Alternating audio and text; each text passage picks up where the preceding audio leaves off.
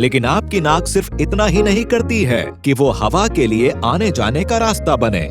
ये उसे गर्म करती है, नमी देती है और साफ भी करती है इससे पहले कि वो फेफड़ों में जाए, एक नमी वाले टिश्यू की पतली परत की मदद से, जिसे कहते हैं म्यूकस मेम्ब्रेन, जो म्यूकस बनाती है आपकी नाक की वो चिपचिपी चीज जिसे आमतौर पर कहते हैं स्नॉट।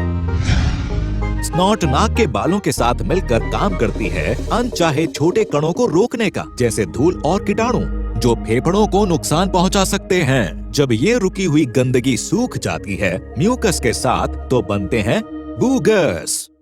तो हमें इन बूगस का शुक्रगुजार होना चाहिए क्योंकि ये बनते हैं हमारे फेफड़ों को बचाने वाली प्रोसेस के दौरान।